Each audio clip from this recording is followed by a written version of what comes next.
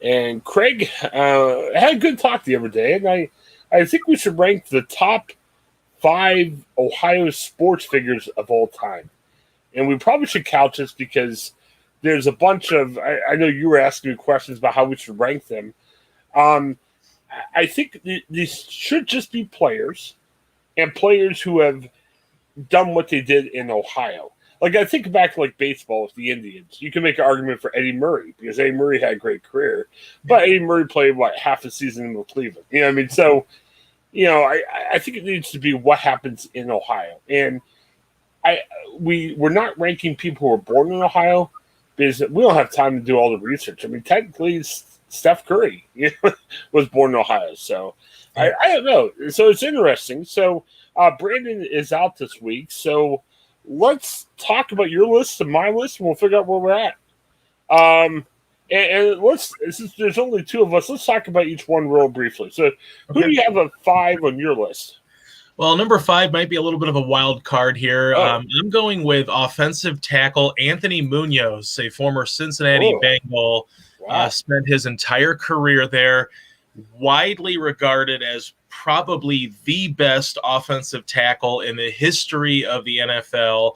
It was kind of interesting because I kept thinking to myself making this list, I kind of wanted to throw Joe Thomas on there, the Cleveland Browns offensive lineman who is a surefire Hall of Famer. But then I thought to myself, you know what?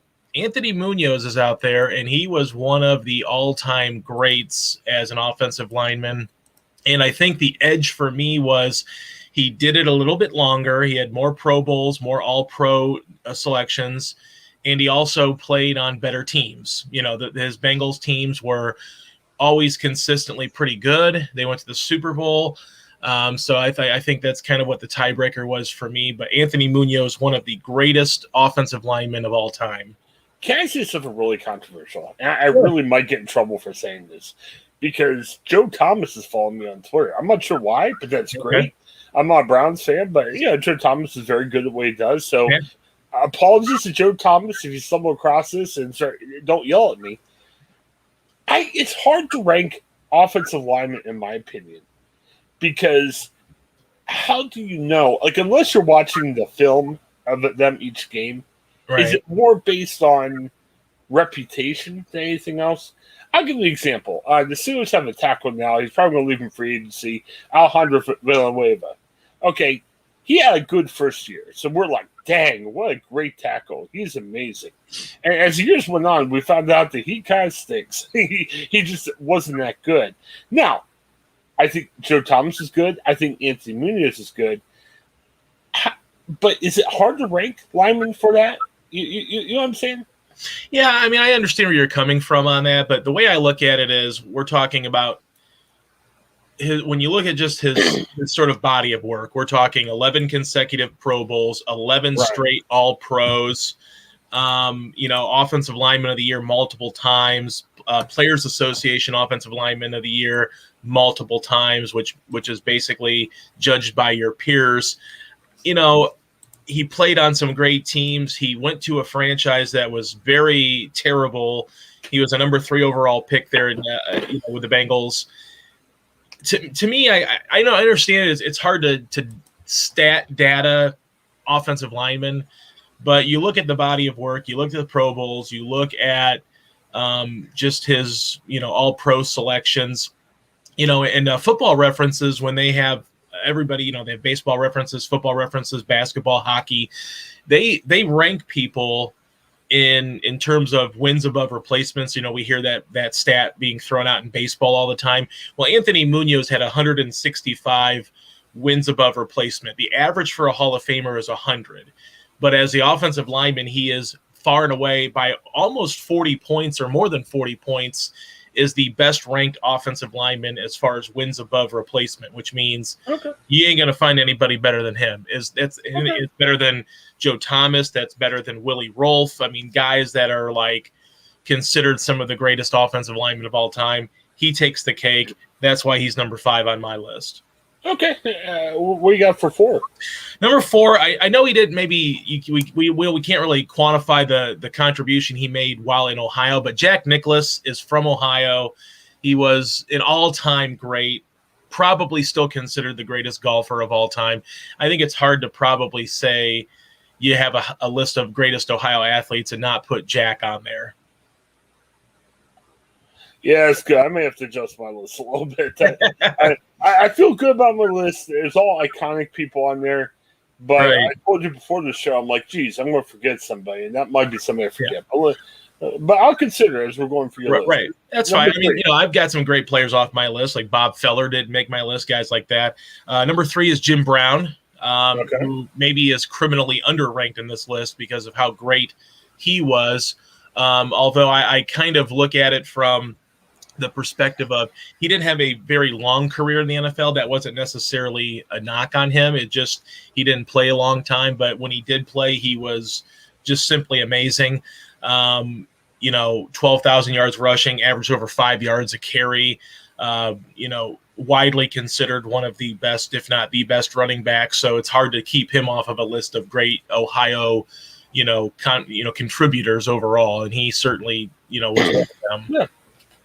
Number 2 is LeBron James. I think it's hard to keep him off the list, especially with how he sort of re-energized the city of Cleveland. He took the Cavs to multiple NBA finals. He won an NBA final in Cleveland, which I don't think anybody ever expected to happen. Even with LeBron there, obviously they had some struggles when he was there his first time around, trying to win a championship, and then he comes back, wins a championship. And even though his contributions go beyond Cleveland and Ohio, his contributions to the state are just immense, whether it's through basketball, his foundation, or, just reinvigorating the city of Cleveland. Well, I'm thinking especially too, like even with St. Vincent St. Mary, I mean, that was his high school, but man, they're on ESPN a ton and everything. Right. I mean, he was almost iconic as a basketball player as a high schooler. It was crazy. So, okay. And who do you have as number 1? And then number 1, not born in Ohio. He was born in Alabama, but Jesse Owens. I know we've talked about Jesse Owens quite a bit. He was an Ohio State Buckeye athlete, and certainly he was known as the Buckeye Bullet, and had a great career in college, but then obviously really made a name for himself at the Berlin Games in 1936, basically disproving Adolf Hitler's Aryan race theory, and it's hard to keep a guy like Jesse Owens off the list, even though as a track athlete, maybe doesn't have the body of work as some of these other guys on the list, but certainly made a humongous impact representing the state of Ohio. Right. Okay. So that's my list. Very good. Very good. All right. And some of them I didn't mention because I have them on my list, and we could argue about them when we get there. Boy, kind of a hard task if you think about it, because how do you judge people? Like, I think of guys that had a good career, like Tony Perez for the Reds. Yeah. If we looked at his stats, maybe we could say, holy crap, Tony Perez could be in our top 5, because Pete Rose is another one. Yeah. I could have had Pete Rose on my list. At first I did. I could have had him. I mean, well, you're going to yell at me about that, but we'll get there in a second. But I guess what I'm saying is there's a lot of guys, like even a guy like Albert Bell. Now, I know he was very controversial for the Indians, but you could say, man, over a couple-year period, there was no more feared power hitter in the game than Albert Bell. I thought about Jim Thome. He had a great career in Cleveland. Right. So I guess the way I look at it, and again, it's based on interpretation. I kind of looked at it based on the iconic. Like the people that you think of. Well, like if you ask, like if I went up and asked my wife, who doesn't really follow sports, name me some guys that stick out. Maybe these are people that my wife would mention or something. Right. And again, you can probably make an argument for each of these. A couple, now I adjusted my list. Sorry, I'm in the cleanup role. After hearing some of yours, a couple that were adjusted off my list were guys like Johnny Bench. Now, why I mentioned Tony Perez is, hey, if we really broke down the stats, and that's not our show, we're not doing it based on that. We don't want to go on for hours about how Tony Perez and Johnny Bench matched up each year. I mean, that would make my head blow up in that good way. But I'm thinking like of Johnny Bench, the iconic nature of, as a kid, I was watching the baseball bunch on TV. And, it was just, you thought of Johnny Bench. Like, if you looked back at the Big Red Machine, maybe he was even a household name that Pete Rose kind of like. You know what I mean? Like, you thought Johnny Bench. You didn't think of Davey Concepcion, or you didn't think of Tony Perez, or even the great Joe Morgan. I mean, sometimes Morgan gets forgotten in that conversation. So I originally had Bench at 5. I adjusted after some of the ones you said. This one's going to get controversial. Everything you said about Jesse Owens is correct. Mm-hmm. I kind of left him off my list just based on the fact of, yeah, he is definitely iconic. I don't know if he's remembered around Ohio as much as these other guys are. And that's awful, because he was a very much of a civil rights activist.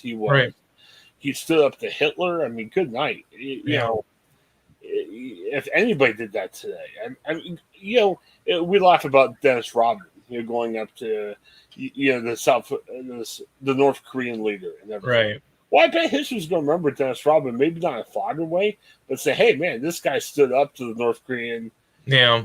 And he was goofy the way he did it. It wasn't the best way. But, man, you remember people like that. Now, granted, what Rodman did was nowhere near as amazing as what Jesse Owens did. Rodman kind of piled around with the guy, while, Owens just pretty much stuck his nose out by, performing as well as he did. But I look at some of these guys maybe as a little bit more iconic. Well, let me ask you this, because I might be mistaken. Is there a Jesse Owens statue in Columbus? I should know, because I live here. I don't think there is. I don't know. I mean, if there isn't, there probably should be. But, I can completely understand if someone decided, hey, I'm not really going to put Jesse Owens on this list. There is actually a statue in Cleveland that I see here by a search. But, I just feel like, he went to Ohio State, so he made contributions there. And then just as a representative of Ohio, going to the 36 Olympic Games and dominating. And again, it was a short, more finite career as a track star. You're not going to have a 20-year career as a track star, essentially. But just the impact he made on and off the track. And that's kind of where I look at LeBron James too, where he's made a impact on and off the field, or on and off the court.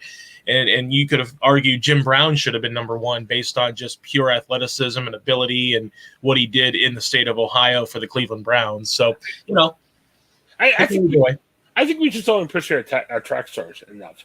Because, Jesse Owens, I don't blame you for picking that number 1. I just don't know. Track's not a big sport in sports today. We care around the Summer Olympics, and we don't care other places. But, Jesse Owens overall, it's a good pick. Let's get for the list, because we got to move on pretty quick. I looked at number 5, and I feel weird about saying this because maybe Jesse Owens should be above him. But I think about Bob Feller. I think about he had that statue, a lot of iconic Indians over the years. Maybe no more iconic than Bob Feller. And maybe it's because currently a lot of the Indians play for a little bit here and then go other places. But I think he's got a statue outside Cleveland Stadium. Man, we don't think that much, unless you're a huge baseball guy. We don't think much about old pitchers, but you think about Rapid Robert. You think of the fact he lost some of his career serving the war. What would have happened if he played his whole career for Cleveland? Moving on, I got to tell you, Jack Nicklaus, I didn't think of him at first, but I had to correct that, because when you look at golfers, it's probably Jack and Tiger Woods. If we want to have a debate on who's the top 2. I think it's almost like LeBron and Michael Jordan in NBA. There's the top 2. You can make good arguments either way. Number 3, I said Pete Rose. Now, sadly, Pete Rose is more of a laughing stock today because of the gambling and some of the goofy things he says and other stuff now. But he was a hit guy. He was the hit king. Maybe Johnny Bench was the most iconic of the great Big Red Machine. But Pete Rose was probably the catalyst. In terms of hits and, production stats and everything else. And we forget this because I'm not old enough. Oh, man. Rose retired in 86. I was 11 at the time. So, I followed it, but I really wasn't into watching every at-bat. In his prime, Pete Rose was amazing. Now, he wasn't that way in 86, but, when you look at the 70s and everything, and, again, I was born in 75, so it's too young to understand that. Number 2, LeBron.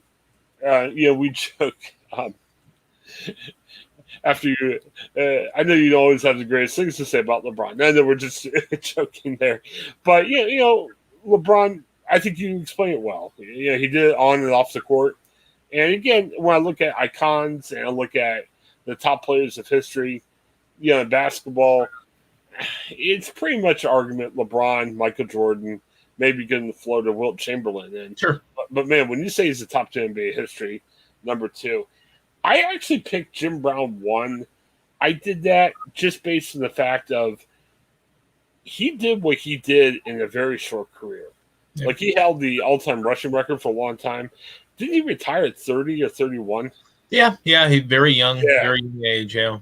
So you kind of wonder, what happens if he stuck around? I mean, I know running backs always play into their 40s, but what if he played till 35? I mean, and again, too young. I never saw Jim Brown play, but they were talking about the skill that guy had, which is off the roof. Unbelievable. All right, so let's compile these results. Hang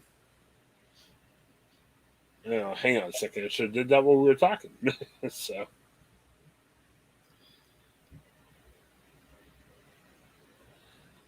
Craig, this isn't good. Well, probably LeBron and Jim Brown battling it out for top, and then probably Nicklaus is in that category as well. Well, actually, and if we had Brandon with us, we could have had a tiebreaker. Yeah. But, Jim Brown and LeBron are tied for number 1. Yeah. And actually, if you look at how we voted, we both had LeBron at number 2. I had Jim Brown at 1. You had, Jim Brown at 3. Yeah. So we'll just say it's a tie. I mean, good night. I mean, it's like Jack Nicklaus and Tiger Woods. I mean, people could argue who's the best between Jim Brown and LeBron, but hey, I'm good with making a tie. So. I am too. Yeah. Very good. Well, let us know what you think about everything in the comments. And like I said, we like doing stuff like this. Obviously, we talk each day about news in Ohio, and we definitely will continue doing that. But it's good to take a break and look at rankings because I think as much as Ohio current events are of interest, history. I'm a history guy. Love looking back at stuff, and we'll do stuff like this each week. So thanks for checking out the Highland.